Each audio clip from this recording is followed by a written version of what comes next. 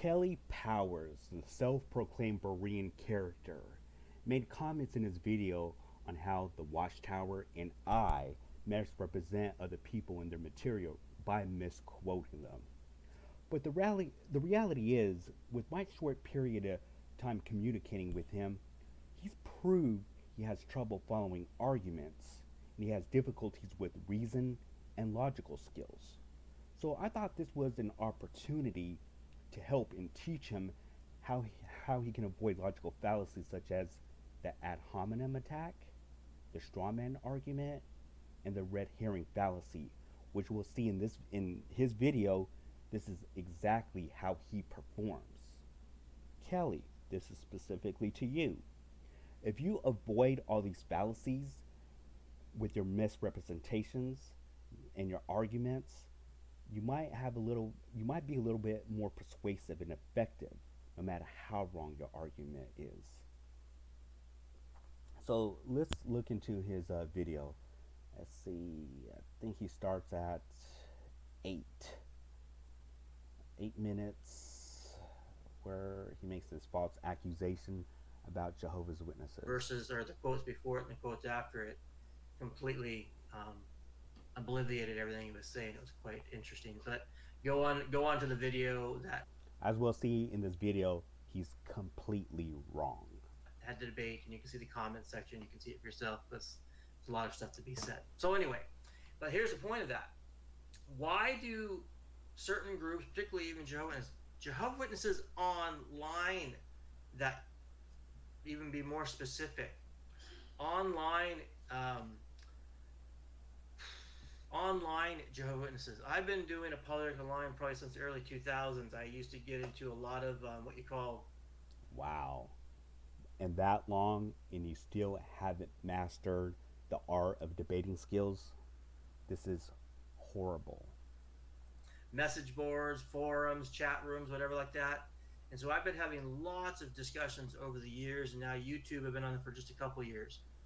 And what I have learned over the years is they will go to no length. Like, they will just go as far as they can possibly can to twist things out of context, to misrepresent things, to say something that apparently is supposed to be making a point for them, but it's actually false.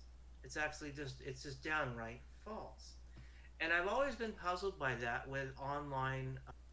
If you saw if you saw our previous debate or discussion, whatever you want to call it, you'll notice that he couldn't even follow my arguments. He didn't understand my points. Discussions like this, and having, even like when it's been, like this message boards, whatever else, and no copy, and hey, David, how you doing? Right on. You clearly. I want to get to the point where he goes back to Colossians 16, where he still doesn't understand why Jehovah's Witnesses add other. Well, he does, but he's just not in agreement with it. But I'm going to show him how he's inconsistent. Guy, right? David, multiple versions of the New World Translation have two. Okay, this is where he discusses other. Of the originals from 1950 behind me as well. The first, it was just the New Testament. And there you go, Yuki. That's right. That's how you guys say it out there, Yuki. Love that place. And but I don't have the current 2013 in physical possession, but I can see it online. So saying all that, I did not know that they removed the brackets from Colossians 1:16 and 17, where in their translation, if you were to read, like I said, from 1950 all the way up to just before 2013, when you're reading Colossians 1:16 and 17, it has the word other 4 times inserted. It says, talk about Christ, by means of him all other things are created, by means of him he is before all other things, right? So it gives this implication that at some point Jesus was created, something to that effect. And then when you actually read, it's Colossians 1:15, which you continuously ignore. The Kingdom in a Linear translation, or any Greek translation for that matter, that is not there. And so I'm so bad. many words in the English translations, and those words are not there. But you don't know this because you didn't do an honest study comparing the English to the Greek. It's obvious, which I'm going to demonstrate. Baffled that they could blatantly do this. Now, at least I had some somewhat respect, because at least it had the brackets for all that time, so at least you knew. And so I'm just, it totally just makes me go, what in the world's going on?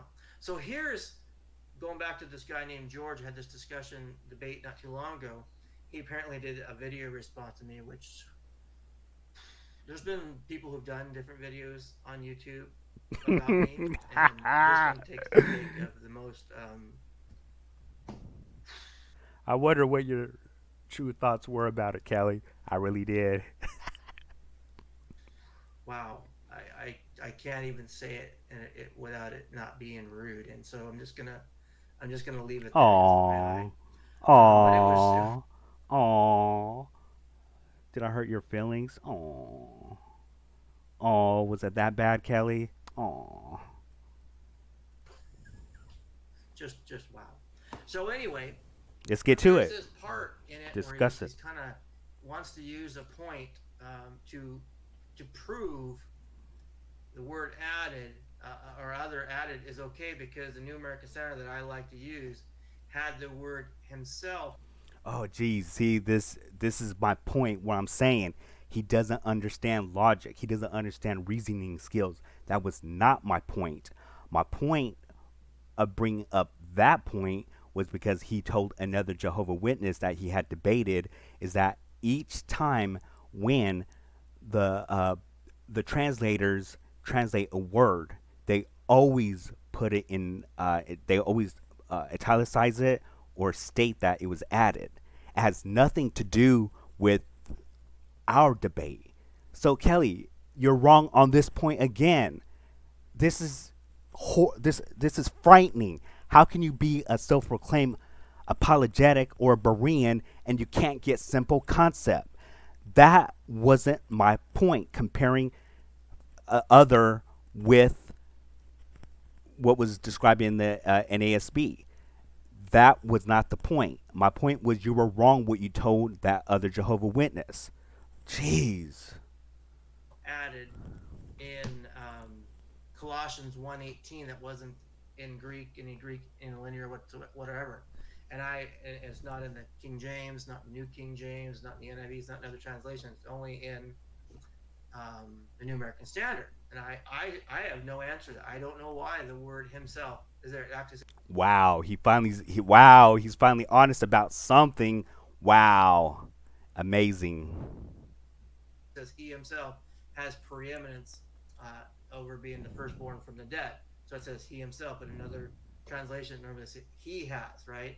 So why is the word himself there? I have no idea. I don't. But here's the thing. Having that word himself there, even though I understand, I don't know why, I don't understand why it's there, it does not, let me say this very clearly, in any shape or form. And the ironic thing is, I even told him this, that even though the word, let's look at it real fast. NASB, where was it? He is also the head of the body of the church. He is beginning the firstborn from the dead, so that he himself will come to have first place in everything. I even explained that to him. It doesn't change anything. But the fact that he told that Jehovah Witness that every time a word is added, the translators always notify the reader, which is not true. That is my point, Kelly. Change the context. It just the context Yes. is smooth. It just goes right with it, right? Yes. So when you're reading it, I'll grab my New American Standard here just to make the point about this. So Colossians 1:18, just to make a quick note here on this. Oh, I didn't know he was gonna thing that I'm talking read it. about. So let's just read verses 15 through 18. For he is the image of the invisible God, the firstborn of all creation. For by him, this is New American Standard, by him all things were created, in the heavens and on earth, visible and invisible, whether thrones or dominions, rulers, authorities, all things have been created by him and for him. He is before all things, and in him all things hold together. Now here's verse 18. He is also the head of the body, the church, and he is the beginning, the firstborn from the dead, so that he himself. I wonder which edition is he reading from?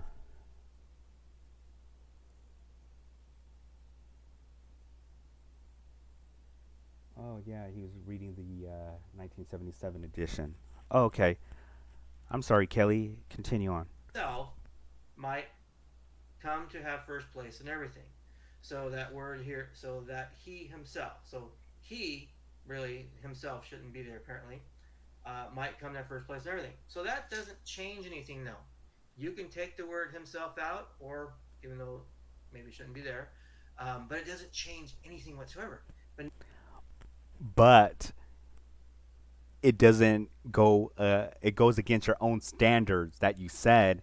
If a word isn't in the Greek, it shouldn't be there at all. Remember that? At all. That's what you said, Kelly. Those were your words. If an English word, if the Greek word isn't there, the word should not appear at all. Remember? That was you, Kelly. This is how inconsistent you are. But I understand because you're biased. That's the bottom line. But let's continue. It does get worse. Notice this. Now in the New World Translation, right? New World Translation, when you're reading Colossians 1:16 and 17, well, notice what happens here. I mean, anybody with half a brain, common sense, a little bit, just a tiny bit. Tell it, Kelly. Tell it. Tell it. Sense is all you need for this. Just a little. If you don't have that, well then, it sucks to be you. All right. So Colossians 1:16 says this in the New World Translation. Because means of him all other things were created in the heavens and upon the earth, the things visible, things invisible, no matter whether they are thrones, lordship, governments, authorities, all other things have been created through him and for him. Also, he is before all other things, and by means of him all other things were made to exist. You cannot say with an honest statement, having the word other there does not change the context. It doesn't. Doesn't change the You just contract. can't do that. It does. Having the word other there completely changes the context. It does not. There is no other way around that. Why are you lying, sir? Why are you lying? Before, from 1950, it's okay, got my cat over here. From 1950 up till just before 2013, and all the different editions of the New World Translation always had the word other in brackets. Yes. Now, even though the word's still other there, shouldn't be, but at least in brackets, at least could say, look. Yeah. Acknowledge it, right? And Yeah. before, like your NASB Bible never acknowledged had brackets on by himself, right? But it doesn't change anything. That's your excuse. But you're not consistent with your own logic. You're not consistent with your own argument. And the Kingdom Interlinear, right? It's not there. This is the 69 edition and the 1985 edition as well. Does not have that, right? I want to say hi, Gary. Good to see you, Gary. David, good to see you. As I already talked to you already. Angie and others in here. Great to see you guys. So here's the whole discussion. So this is what the main discussion that I had with. Tell it, Kelly. What's the main thing? Tell it, Kelly. And he really is just trying so hard to defend the Watchtower, which there is no defense, there's no justification whatsoever. And so it's really, really sad about that. So, why does Genesis 1 say Elohim, but Genesis 2 says Jehovah? Couldn't tell you right now. I'm not going to get into that conversation exposing mass.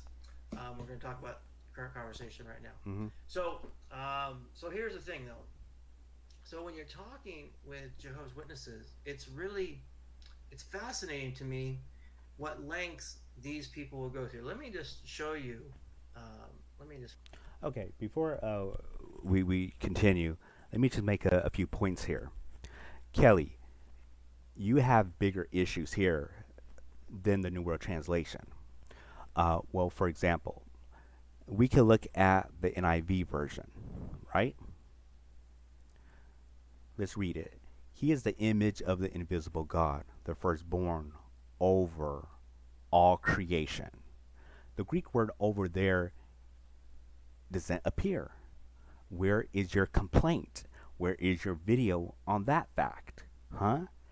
Now, tell me, have you really actually compared the Greek to other English translations? I don't think you have, because you have bigger issues than the New World Translation. But the simple fact that you disagree with Jehovah's Witnesses, that's the main issue there. You're not really being honest about a translation issue. You're The real issue is you're just biased about the theological issue. So let us continue. Let's see. For by him all things were created, things in heaven, on earth, visible and invisible, whether thrones and power or rulers or authorities. All things were created by him and for him. He is before all things, and in him all things hold together. And he is the head of the body, the church. He is the beginning of the firstborn from among the dead, so that in everything he might have the supremacy. For God was pleased to have all the fullness to dwell in him. Do you see another issue here? If you ever compared the Greek to the English, have you ever done that, Kelly? Okay, I'm just sticking to the NIV right now. We have two problems here. The word over doesn't appear there, and according to your standards, it should be in brackets. None has brackets. It's not italicized either. And another thing here, the word God doesn't appear there either. It doesn't. And how about in your NASB Bible? For it was the Father's good for it was the Father's good pleasure for all the fullness to dwell in him. Why is there a difference between Father here and the NIV? It has God.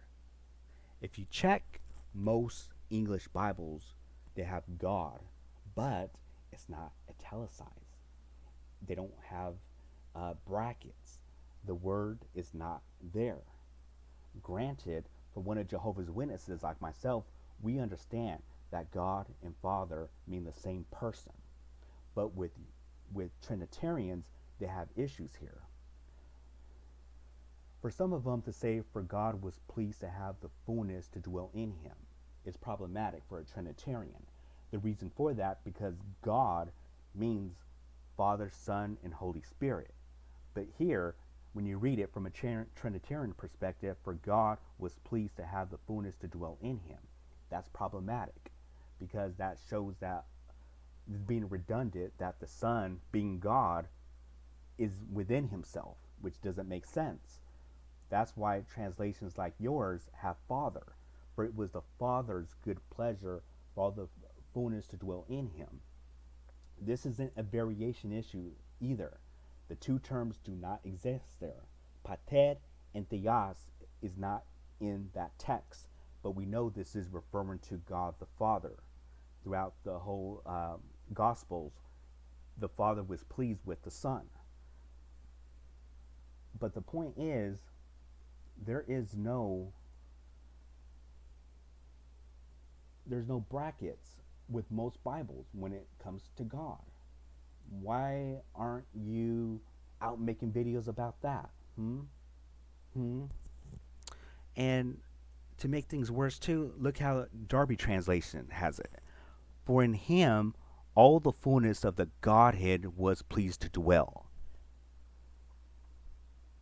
That even is more of a biased translation. But this supports your point of view. But this is so tampering with the text. But your issue isn't with translation. Your real issue is with it's a theology issue. Be honest with yourself. There's no problem with the New World Translation adding other there. From a Jehovah's Witness perspective, even reading your own Bible that of your preference, and he is the image of the invisible God, the firstborn of all creation. As I stated before, firstborn of all creation. By him, firstborn of all creation means that he's within that group. We know this because it's the genitive form is what I'm trying to say. For by him all things were created, both in heaven and on earth, visible and invisible, whether thrones, dominions, or rulers or authorities. All things have been created by him and for him. And he is before all things, and in him all things hold together. He is the head of the body of the church. He is the beginning, the firstborn from the dead. So he himself might come to have first place in everything. Here's a good point too. Firstborn from the dead.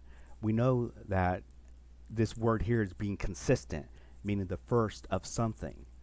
Jesus is the first to be raised from the dead to have immortality, life. We know this. It's within Colossians, I believe 1:5. At any rate, that's not really the point. That I just thought this was interesting, how you are inconsistent, and I just found out that the problem isn't really with a translation. Your problem is more that you're biased with theological issues. Look at this. Look at this, how this is worded. This is so horrible how the Message Bible is rendered. Granted, it is paraphrased, but this is so biased. We look at the Son and see the God who cannot be seen.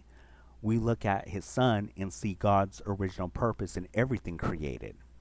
For everything, absolutely everything, above and below, visible and invisible, rank after rank after rank of angels, everything got started in him and finds its purpose in him. That totally deludes what that text actually says. Where's your complaint against that, Kelly? Where's your complaint? That's, if you think the New World Translation has issues, the Message, you should make videos about the Message, but you won't because it agrees with your theology. How about the Holman Christian Standard Bible?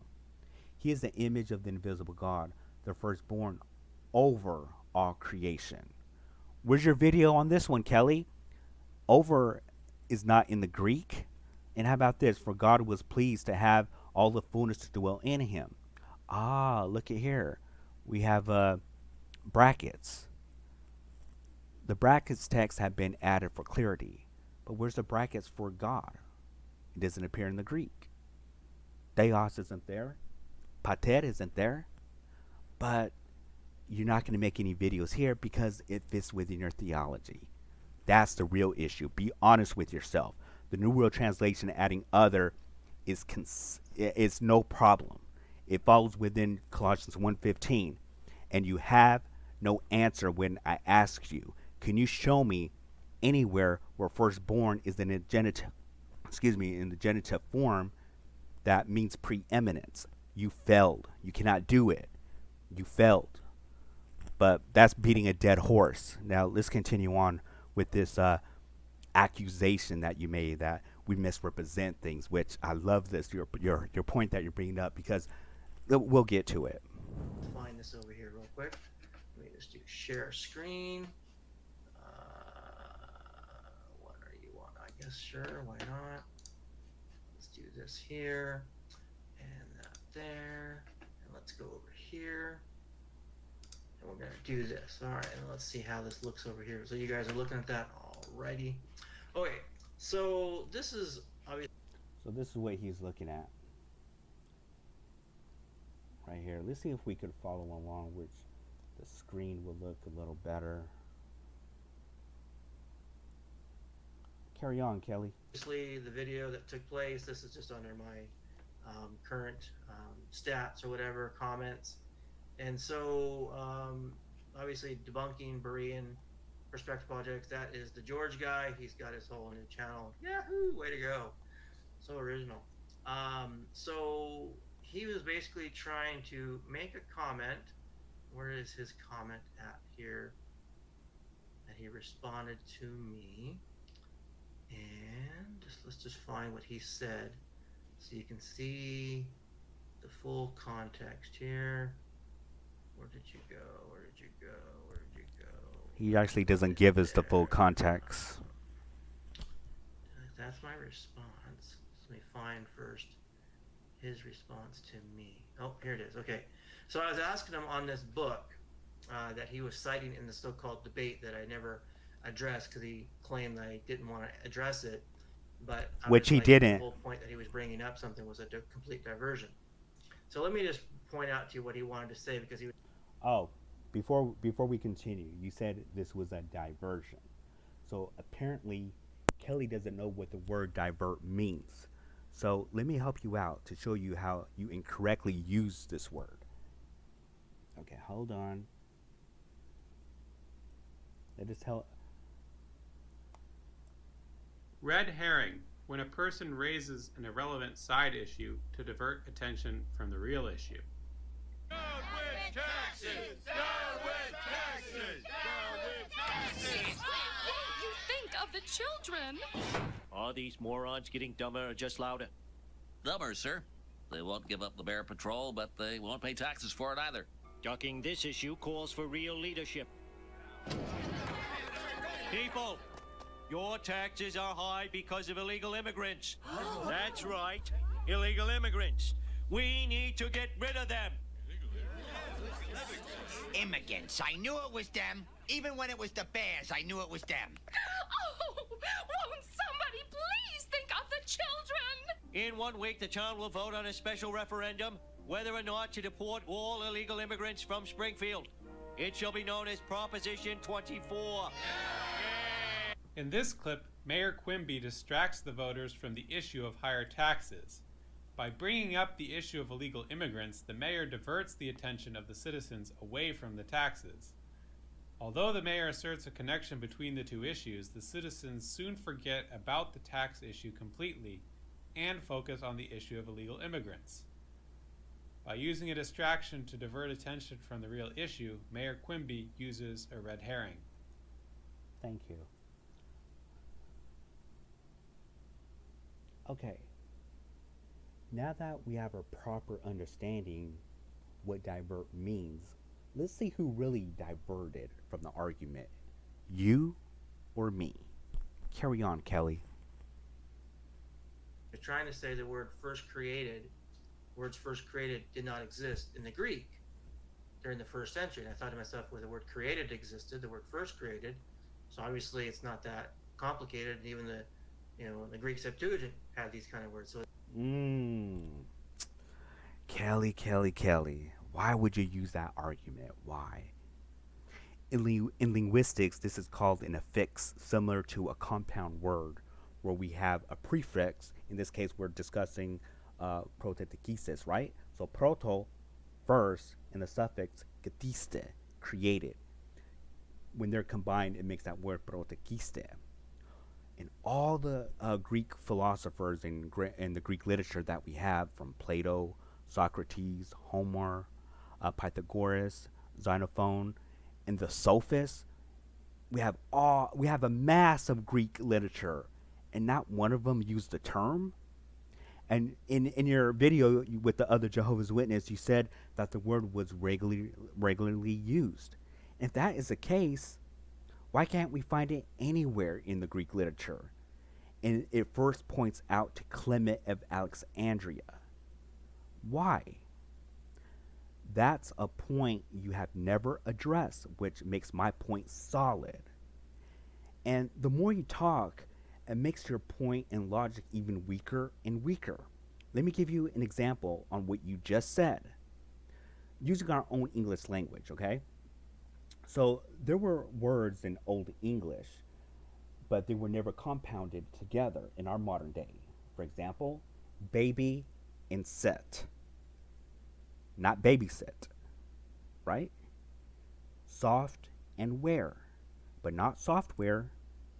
Base and ball, but not baseball. Those words they existed during the time in our own in the 1400s, 1500s, in that time period, but them compounding one another did not exist in our modern day. This just shows how flawed your reasoning and logical skills are. It's so flawed. Let's continue. It's kind of like it's a moot point. Oh, it's a moot point. Now listen, the argument isn't these kind of words like you stated. That's not what you asked me in our previous debate. You asked me about one specific word.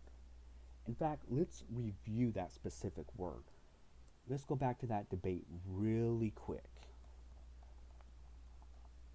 Let's go back to see what actually happened.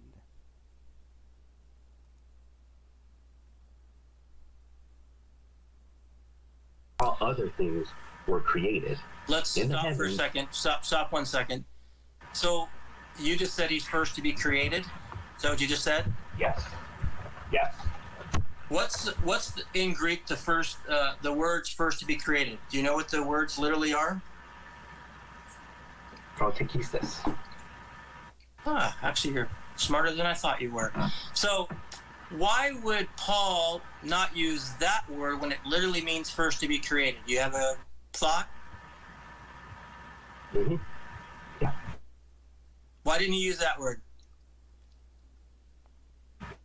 This is a fundamental fallacy that you made in that video with that Jehovah Witnesses. You made the assertion that word existed at the time, and it was used regularly. Okay. It did. Can you provide me? Okay. Can you provide me any Greek literature that had this? Plato. Okay, let's get back to the video. Okay, so we have a thesis whether the word PHOTIUS first created existed at the time of Jesus or Paul or even the Hellenistic period.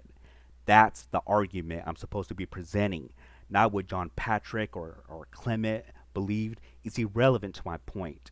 And you'll see the fallacy that Kelly presents by bringing up what they supposedly believe to sidetrack the main point of the argument. Hence, he is presenting a strawman and red herring argument. Let's watch. He diverts from the point. Remember what he asked. Why didn't Paul use first created? Why didn't he use first created? Instead he used firstborn. That was the question I was supposed to answer, and I did, and he had no response. But anyway, so he tried to say this guy, that guy named John Patrick, you can read this book online, said this: there's no distinction between was drawn in the time of Clement who get to it, what he's reading.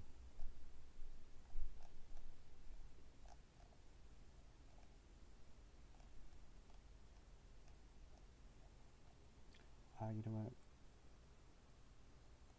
I just want to hurry up with this. It's the Septuagint rendering a passage in Proverbs before him could have had no misgiving as to the use of terms. And so he's talking about how the word first created was never used at that time, blah, blah, blah. So this statement here, it doesn't even point or prove anything he was trying to say, number one, but it's just kind of a smoke screen. So What? What did he say? I went and looked up. So this statement had no misgiving as to the use of terms. And so he's talking about how the word first created was never used at that time, blah, blah, blah. So this statement here, it doesn't even point or prove anything he was trying to say, number one, but it's just kind of a smoke screen. So I went and looked up that book online, which everybody, I encourage you to be a Berean, right? So this is my response yesterday. So the question. You know what? It's better if you even look at the book.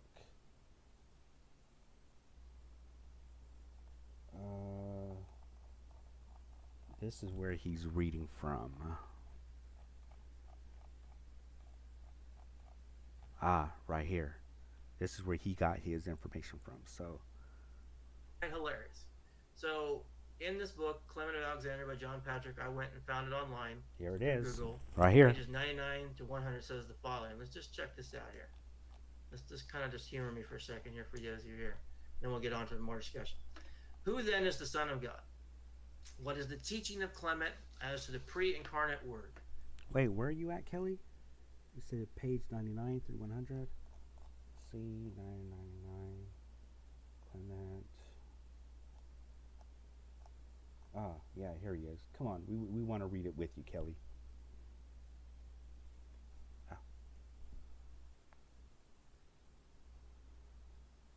According to him, the fatherhood is an inalienable attribute of the divine being. The Son must therefore have been eternally begotten. The fatherhood and sonship are correlative conceptions, along with the fact that God is the Father, and he is the Father's Son. The one thing which unoriginated is the Almighty God, and there is also only one first begotten. The beginning of generation is not separated from the beginning of the Creator. When it is said that which is from the beginning, the reference is to the generation without beginning of the Son who coexisted with the Father. The Word is indicative of his eternity, which had no beginning. George McFly, what were you thinking, George? So also the Word. I was thinking while you were reading that if you knew what you were actually reading. Let's continue, because I don't think you know what you're reading. Word, that is the Son, who, according to the equality of substance, consists one with the Father, is eternal, George, and uncreate. Like my dude, did you even read that? Right? Like, this is just crazy, right? Now, what's fascinating here is because this is what's going on before his so-called quote. Yes. So this is before it. This is after it on page 103. Check this out. This is okay, page 103.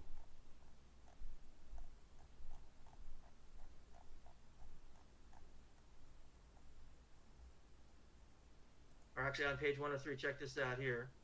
On that page, that was 99 to 100. This is on page 103, before and after what that guy said.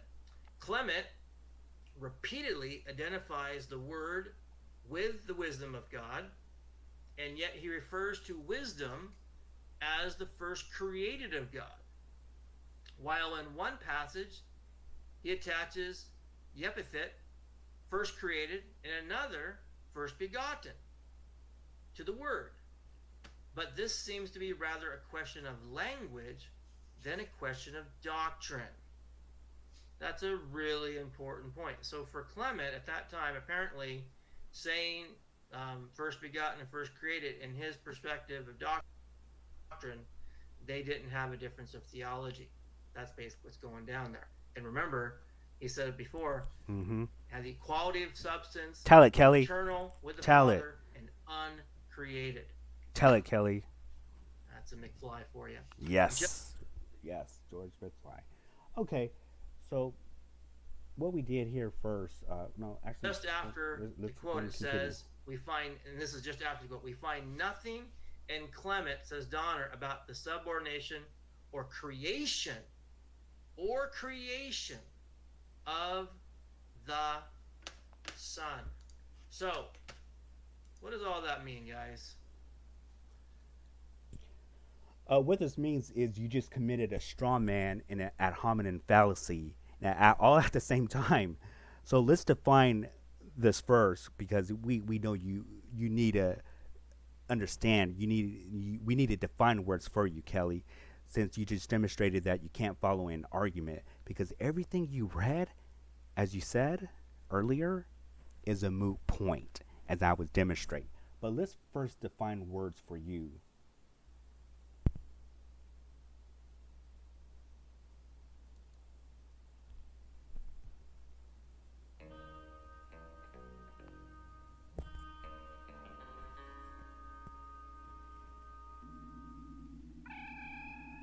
Lieutenant Clayton said we should begin the calibration of the transporter system by confirming the alignment of some of the Heisenberg compensators.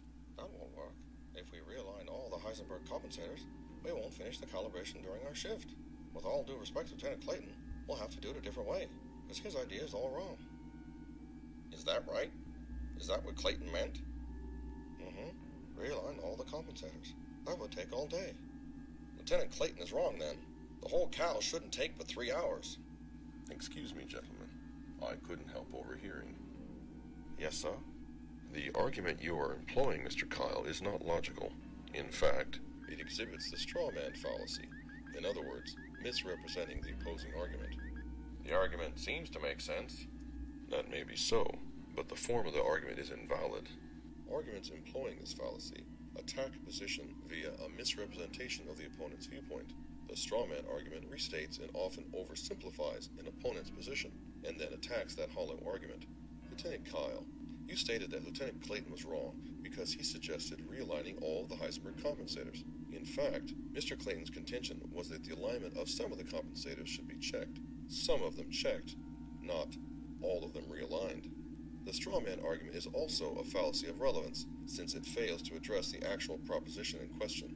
That makes sense. Thank you, Commander Spock. Yes, I shall rethink what I'm trying to say.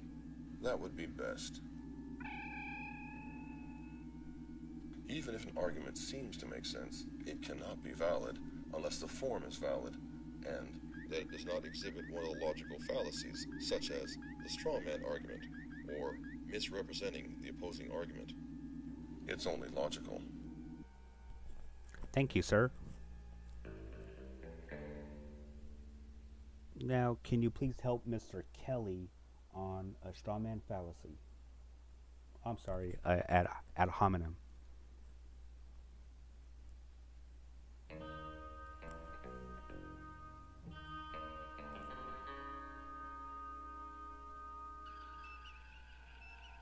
You don't believe in the theory that protostars come from dark matter nebula explosions, do you?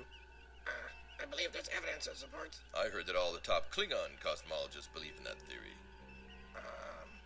You don't agree with the Klingons, do you? They killed Lieutenant Stevens back on Grignor 7. I guess I shouldn't agree with him. Stevens was a friend of mine. Excuse me, gentlemen.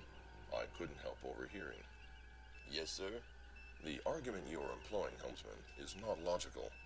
In fact, it exhibits the fallacy of ad hominem. In other words, attack the man. Or in this case, the Klingon. The argument seems to make sense. That may be so, Lieutenant, but the form of the argument is invalid. This fallacy attacks the character of individuals who advance a statement, instead of trying to disprove the truth of that statement. The fact that Klingon cosmologists believe in a theory does not make that theory false. Recall that Klingon engineers believe in warp propulsion theory, just as we do. That is not to say that your conclusion is not correct. It is just that your argument does nothing to prove it. Thank you, Mr. Spock. Yes, I should rethink what I'm trying to say. That would be best.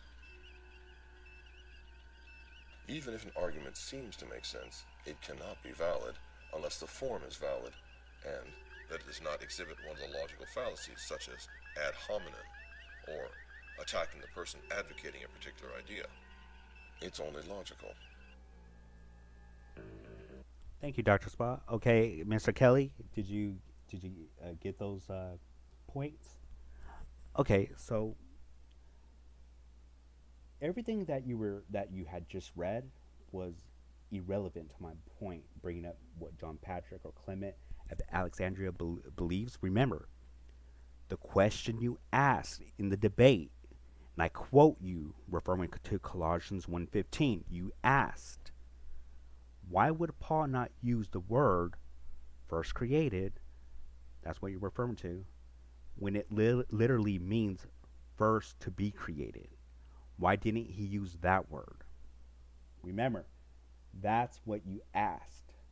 John Patrick and Clement of Alexandria's theology and beliefs is irrelevant to the discussion. The point wasn't that what they believe, the point was the term first created didn't exist until the time of Clement of Alexandria. Kelly, you made the claim in our discussion that Spyro Zodiacs and William Edward Vines says that first created was used during the time of Paul, but you haven't proved that point yet. When I checked the sources using Dr. Spyro Zodiac's The Complete Word Study Dictionary of the New Testament, page 1250, where he is specifically discussing Colossians 1:15. The firstborn of every creature, Christ, is the one preeminent and supreme ruler over all creation. And his other book, The Complete Word Study New Testament, just reiterates what I just read. And his other book, What Was Christ God? A Defense of the Deity of Christ, doesn't have it either. It's just a commentary of John chapter 1, verses 1 through 18. And William Edward Vines doesn't mention anything in his Vines Complete Expository Dictionary of Old and New Testament words or in his selective works. I'm still waiting for that reference, Kelly. It's been about, 3 weeks so far? You haven't provided any references. They just don't exist. Now, regarding the points that you just mentioned, it's interesting to point out here, this was my point on why what Clement believes, or John Patrick, is irrelevant to the discussion. So what you just read, let me point out on page 101 and 102. This is why it's irrelevant to our discussion. So far, the teaching of Clement may claim to have, this is John Patrick, this is what he's saying. So far, the teaching of Clement may claim to have scriptural authority for its content and form, or be a legitimate deduction from it. But there are other elements that seem irreconcilable either with Scripture or with his whole fundamental positions. In some cases, he speaks of the Word in terms that suggest an attribute of God rather than a distinct personality. There are passages in which the distinction of persons in the Godhead is so minimized that he can be charged with Sabellism, where there are passages in which the equality of the persons is so lost sight that he seems to favor subordinationism. These apparent waverings and inconsistencies are minor offenses compared with the altogether impious and fabulous statements that Photius found in the Hypotypuses. What that is, it's an outline of Clement's works. Okay, but let's continue. The Hypotypuses, among which were the degradations of the Son of God to the rank of the thing created. Did you hear that? Let me read it again because I did mess up. That Photius found in the Hypotypuses, among which were the degradations of the Son of God to the rank of a thing created, and the hypothesis that it was not the word of the Father, but of a subordinate word that became incarnate. The supposition suggested by Photius himself, and supported by some expositors of the teaching of Clement, that the writings of Clement had been interpolated in the heretical sense, may be set aside, that these can be little doubt that Photius found in the Hypotypuses statements which could be interpreted in harmony with the charge. He had no bias against Clement, and speaks of his errors more in sorrow than in anger. The question is, therefore, whether Photius was right in his interpretation, and in our ignorance of all the passages but one in which he based his charge. The question must be determined by the extent to which they find complete or partial confirmation in the extant writings. So this is what he's referring to.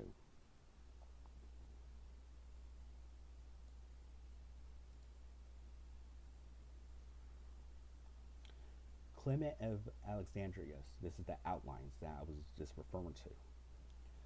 And this is Photius's writings. Photius. And you can look at this online. And this is what he says. The outlines contains a brief explanation and interpretation of certain passages of the Old and New Testament, although in some cases what he says appears orthodox. In others, he indulges in impious and legendary fables, for he is of opinion of a matter is eternal, and that idea are introduced by certain fixed conditions. He also reduces the sun to something created. He goes on to list other things too about what Clement believes, but I'll post this on the video for you to take a look at it again. He makes outrageous claims, and he has many philosophical beliefs. That's the reason why Clement of Alexandria's belief is irrelevant to the discussion. My point isn't what Clement of Alexandria believes. My point was he was the first one in our Greek literature that we know of that uses the word first created. Nothing more, nothing less. You diverted the point to claim to think what he believes, because what he believes about the word being eternal is not impressive. The reason for that is because he believes that we were eternal as well. Let me see. I think I do have that. Let's see. Oh yes, here it is. Whether then the Phrygians are shown to be the most ancient people by the goats of the fable, or on the other hand, the Arcadians by the poets, and describe them as older than the moon, or finally the Egyptians by those who dreamed that this land first gave birth to gods and men, yet none of these at least existed before the world. Here's the point, Kelly. Are you listening? Here's the point. But before the foundations of the world are we. He's referring to humans, the human race. Before the foundations of the world were we, who, because destined to be in him, pre-existed in the eye of God before. We, the rational creatures of the Word of God, on whose account we date from the beginning. From the beginning was the Word. Well, and as much as the Word was from the first, he and is the divine source of all things. But inasmuch he has now assumed the name of Christ, consecrated of old, and worthy of power, he has been called by me the new song. The Word then, the Christ, the cause of both, our being at first, for he was in God. Just as Clement believes that all the humans are in God as well. Like I said, it's not impressive, but let's move on. And of our well-being. This very Word has now appeared as man, he alone being both God and man, the author of all blessings to us, by whom we, being taught to live well, are sent on our way to life eternal. For according to that inspired apostle of the Lord, the grace of which brings salvation has appeared to all men, teaching us that denying the ungodliness worldly lusts, we should live soberly, righteously, and godly in the present world, looking for the blessed hope and appearing of the glory of the great God and our Savior, Jesus Christ.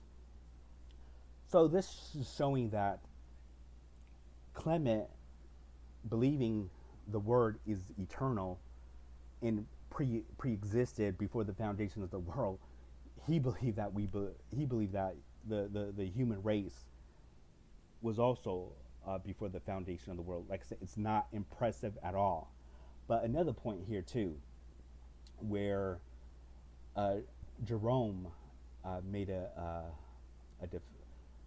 well, I wouldn't say a defense, but he did write about how one of the other church fathers felt about Clement of Alexandria. It says this: he tells us that Clement, the presbyter of Alexandria also, who was a Catholic man, writes at times in his works that the Son of God is created, and that Dionysius, bishop of Alexandria, a most learned man in the 4 books in which he controverted the doctrines of Sabellius, lapses into the dogma of Arius. What he aims at by quoting these instances is not to show that the churchmen and Catholics have erred, but at their writings have been corrupted by heretics. And he closes the discussion with these words. And when we find an origin, which others also believe that, it's Rufinus believed that Clement of Alexandria and Origen believed that Jesus Christ were heretics because they believe that Jesus was created. At any rate, this is what he says. And when we find in Origen a certain diversity of doctrine, just as we have found in those of whom we have spoken above, would not be sufficient for us to believe the same in his case, which we believe or understand in the case of the Catholic man whom we have passed in review? Would not the same defense hold good when the case is the same? So that's my point, where I was stating about what Clement believed. It's irrelevant to what my whole point was. And I reiterate again, the point I was making is that Clement of Alexandria was the first one to use PHOTIUS. Let me get a drink real quick. My mouth is drying.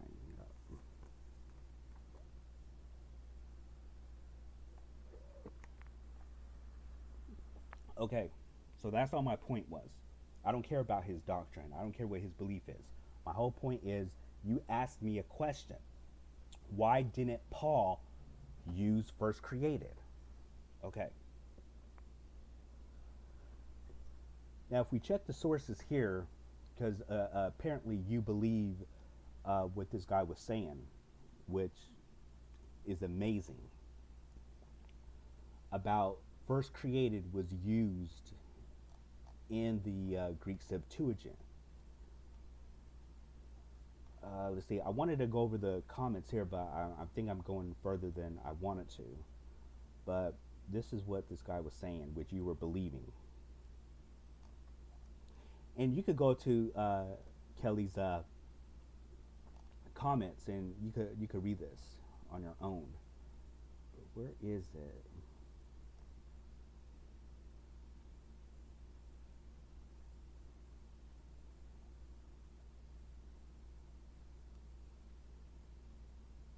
Okay. So this guy, Matthew Bertles. Matthew Bertles. I hope you watched this video, Matthew Bertles, because I'm going to prove a point here.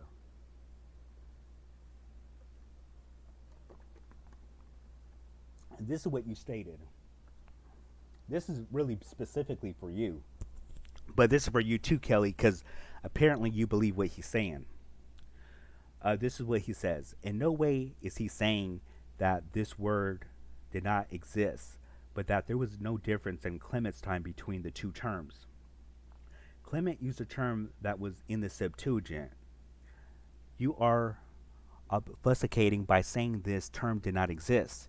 He says, but it seems to be a question of language rather than a question of doctrine. At a later date, a distinction has drawn between first created and firstborn, or first begotten, but no such distinction has drawn in the time of Clement, who with the Septuagint rendering of a passage in front of him could have no misgiving in the use of the terms. Two things to note. This is his point. Clement is quoting directly according to a scholar from a Septuagint on Proverbs chapter 8 verse 22. Not quoting. He's not quoting him. He's paraphrasing it. He never says that the word was not in use, but rather that there was no distinction in the usage of the words at the time. Actually, that's incorrect. 2 points here that you're wrong. In fact, I did respond to that. Okay, so here we go. This is my response. If you look at the sentence, but no such distinction was drawn in the time of Clement, who with the Septuagint rendering of the passage in Proverbs before him could have had no misgiving as the use of these terms, and look at, and I was holding his hand at this point, this guy Matthew Bertels, I was holding his hand to show him where he's in error. So this is what I was telling him. if you look at the footnote number 6, this is what we're looking at. Footnote number 6. Right after the word term, right? Terms, right? The footnote cites Proverbs 8:22. Korios exti mi arche, odon atu. The Lord created me at the beginning. And he cites the excerpta of Theodosius of Clement of Alexandria. And that's what I'm telling him. This is what I'm telling him, what the author is citing, these references. This guy, Matthew, is claiming that Clement has the word first created, protokistes, in Proverbs 8:22, which is not true at all. And I was telling him, okay, let's see. Okay, this is what he was stating. I was telling him Clement of Alexandria was stating, I begot before morning star, with reference to the first created logos. John Patrick is simply saying firstborn, first created, first begotten, in the phrase created me at the beginning of all are interchangeable. We know this because that's what he says in the previous sentence. At a later date, a sharp distinction was drawn between first created and firstborn and first begotten, but no such distinction was drawn in the time of Clement, who, with the Septuagint rendering of a passage in Proverbs before him, could have had no misgiving as to the use of these terms, and he isolates the word protokistes, first created, by asking to look at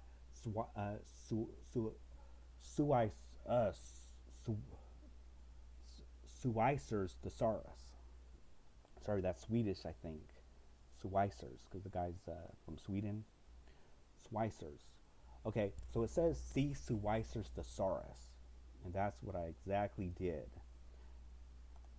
This is his work right here, but it's in Greek and Latin. But here it is, protokistes. Ah, no, wait a minute.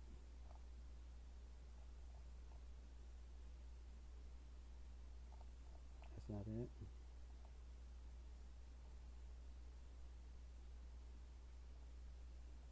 Ah, right here. Protokistes. And if all the Greek literature that we have, who does he reference? No other than Clement of Alexandria in his book Stramata, library number 5, page 591. And he's very specific. And he just gives us different Latin terms, how they also mean first created, or have that same sense. Like, es primo getutes. Or like, Philios primogenetis.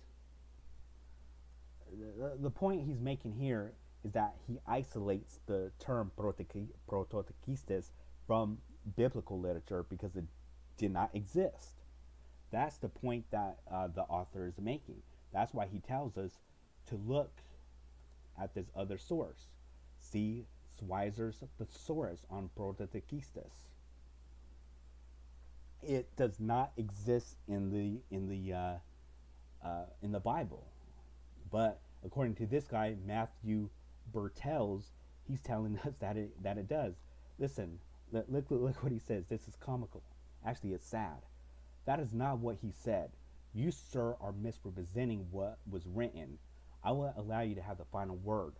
Just remember that you have shown yourself to be a charlatan, twisting what someone said 1900 years ago when he was quoting the Septuagint.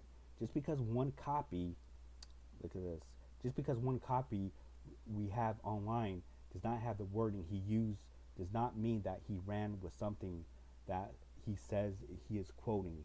You are accusing of him of recklessness while playing fast and loose with the word of God. Okay. Matthew Bertels, this is specifically for you, but like I said, for you too, Kelly, since you're believing this guy. This here we have the Greek English lexicon of the Septuagint.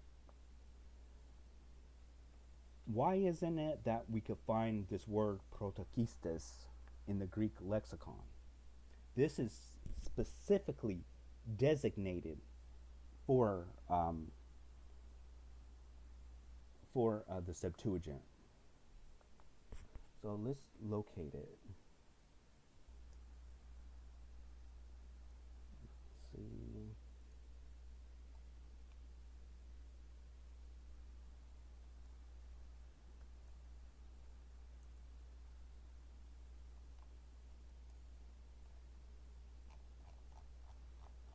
See, I think it was page 537.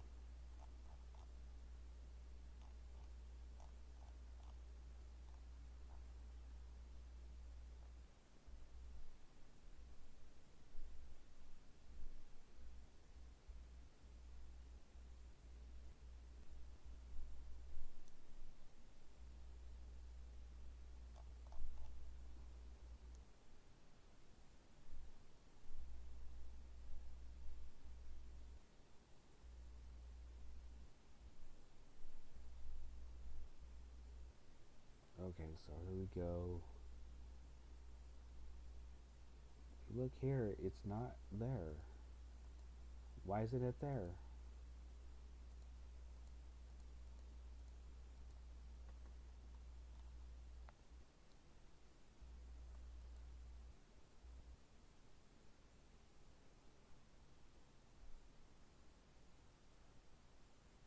See, page 537. That's what I have. See, 537 is actually that it was firstborn, prototikos.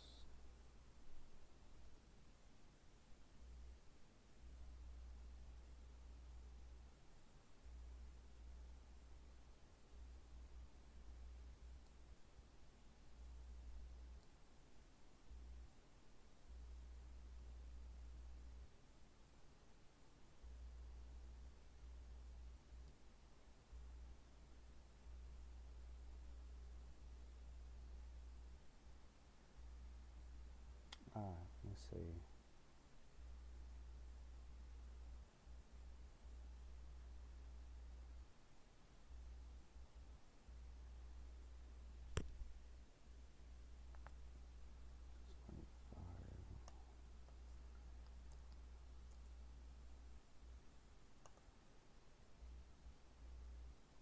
Here we go.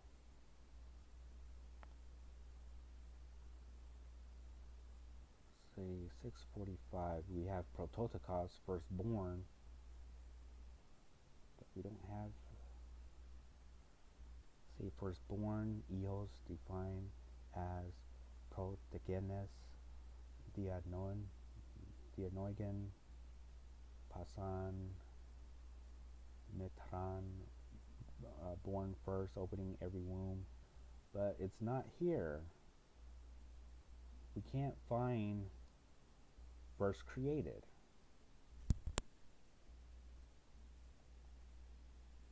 Nothing.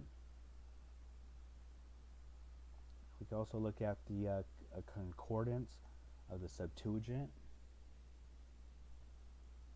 So you have this one, 57.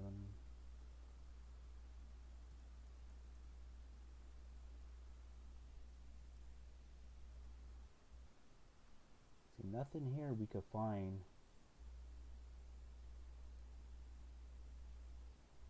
first created.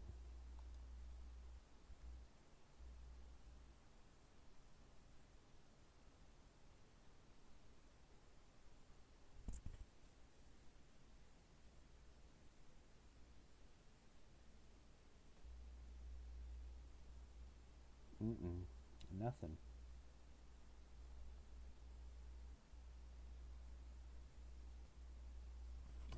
Here we go. Prototokos, though. We find prototokos. Nothing about first created. How about this one?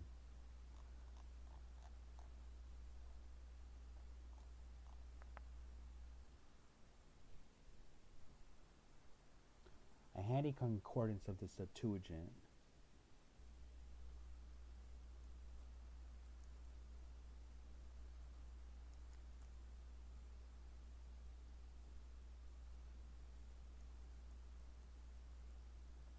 You could zoom in.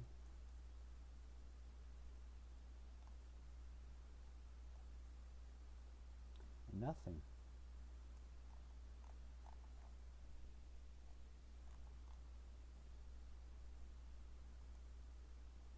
Nothing showing first created. Matthew, are you listening? Where's first created? How come it's in no Greek lexicon? Nothing.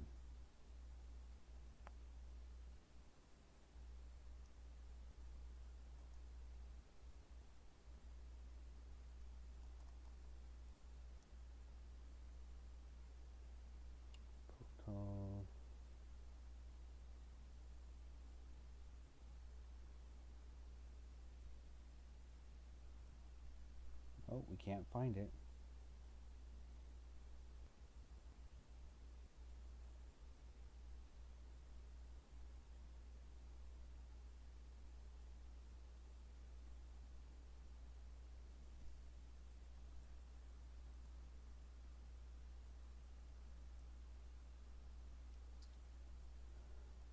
The point is, I looked and searched over and over, and I can't find.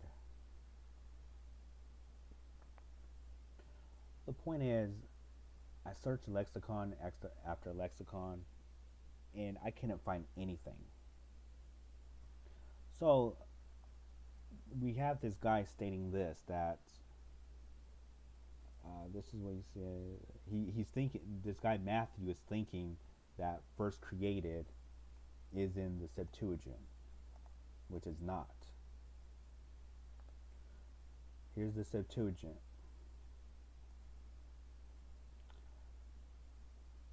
We don't have first created here.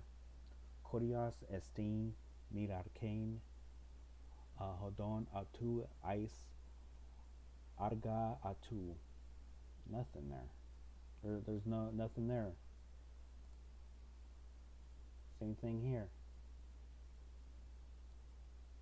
Nothing showing first created. It doesn't exist in the Septuagint. You said Clement of Alexandria was reading directly from Proverbs chapter 8 verse 22. But here it is. Here's another one.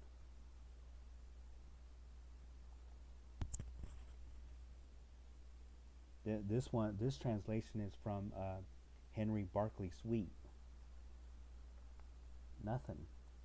This is a more popular one. The Septuagint, Brenton's translation. The Lord made me in the beginning of his ways for his works. The beginning of his ways for his works. Nothing. Korios extin. Korios extin me arcane. Nothing about protokistes. Nothing about first created. Where is it? Here's another translation.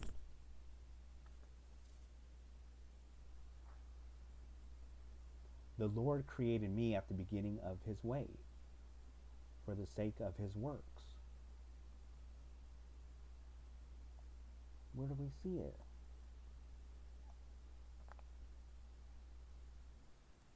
It's just simply not there. And with this translation right here, Septuaginta, a Reader's Edition, by Gregory R. Lanier and William A. Ross, this is the most recent scholarship that we have. And when we look at it, nothing. Well, what does it say? Kurios ektisen me arcane odon atu ais erga atu. Nothing is showing some type of variation. Wait a minute. There's a 38 here. Maybe that could be it. Is this what you're referring to, Matthew? What does it say? 38. Oh, it says Kethiso, create, found. But nothing about first created. Where's pros? It says kurios ektisen. That's just telling me, that's just stating where the word is derived from, Kethiso. It's not a variation of proto-Kethiso. You're wrong. And another point too here, Kelly. Do you see this? Kethiso. Why do they have this here? In areas, active, indicative, third person singular. It means create or found. So here's the point. When I asked you, can you find me the word in the genitive form? You thought that was a moot point. If that's the case, why do these Bibles have the case forms? You know why? Because they're telling us how the word functions. Look at this. This is a good example. Kethiso. Aorist, active, indicative, third person singular. What's the point of them putting that there if it's moot? If it's a moot point, why do they have it there? They're telling us how it functions, sir. Obviously, you don't know what you're talking about. That's the bottom line. So, I know I went longer than I was supposed to. Let me see. Well, let me see. There's another point I want to hear. You said something on page. Encourage you guys. Be Bereans. Prove it. And then and others that I've heard testimonies. Damn. The darkness was exposed for all that it was. And looked at his so-called little quote from this guy that was supposed to prove it. And when you actually read it, bam! The darkness was exposed for all that it was that he was trying to say. So. And what was I trying to say? Again, the word did not exist until Clement. You're trying to divert to what Clement believed, which he don't even agree with your position. The point is you diverted the whole argument. But another thing here too that you lied about Jehovah's Witnesses. Let's see.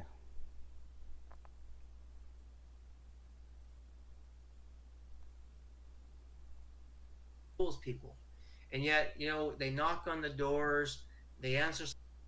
You'd be thinking, that's kind of fear, brainwashing tactics, right? Being forced to be told these things. I mean, you can't question these things. You can't consider other options. I mean, here's the crazy thing. Like, for Jehovah's Witnesses who are even in YouTube, the place, they're not supposed to be there. So praise the Lord that they're there because. Oh gosh, such a liar. Let me introduce you to someone. This is Daryl Weiberg.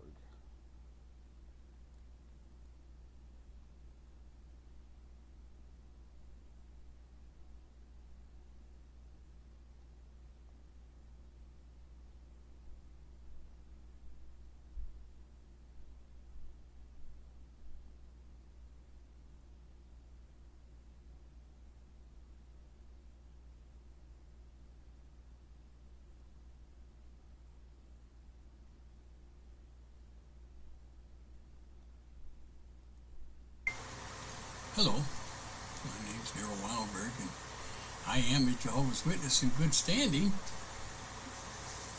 But these videos that I make here on YouTube, they're not approved by the Watchtower Bible and Tract Society of Pennsylvania, nor are they approved by the governing body that takes the lead over Jehovah's Witnesses. Thank you, Brother Weiberg. Okay, the point is, Kelly, you just lied that Jehovah's Witnesses can't be on YouTube or anything like that. There's nothing you can provide from the society as an official belief, or it's not even a belief, as a, I don't know, a restriction, I guess, that we can't go on YouTube. You're just lying. Your whole video is a lie. And again, I even offered to debate you, but instead you just blocked me. But this is what you said. You actually invited me in this episode, which I was shocked. I was thinking, how are you going to invite me if you blocked me?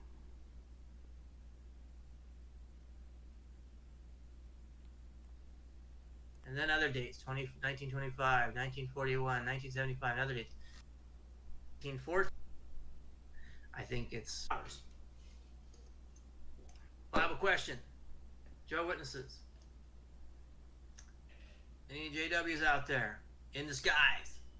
McFly, you out there? Hey, is McFly with us? George McFly, you with us? Now let's be realistic. You know you really don't want to talk to me. You could talk about me, but you don't want to talk to me. You blocked me. So I offer you another debate. I asked you, let's do Proverbs chapter 8, verse 22. What did you do? You blocked me. Sir, you just lied on your video. Your whole video is a lie. So I offer you to debate. So once again, if you take the information that I provided you with, stop doing ad hominem attacks, stop doing the fallacies that you've been doing, your arguments might be a little better, because right now you can't even follow your own arguments. So in review, the firstborn of all creation, my whole point was to let you know that the word didn't exist until the time of Clement. You asked a question, I provided you the answer.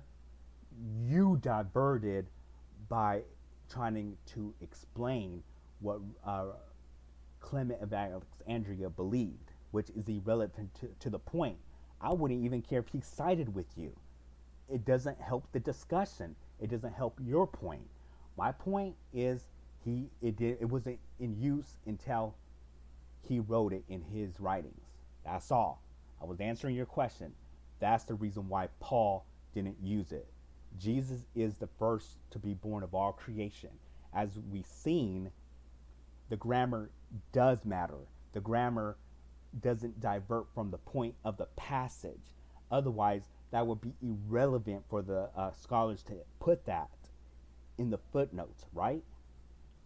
Do I need to remind you? Look, Kelly, look.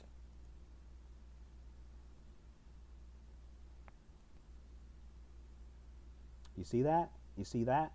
They're telling us how the word functions. You, sir, cannot follow the argument. So, in conclusion, I offer that debate. If you still want to, I'm all for it.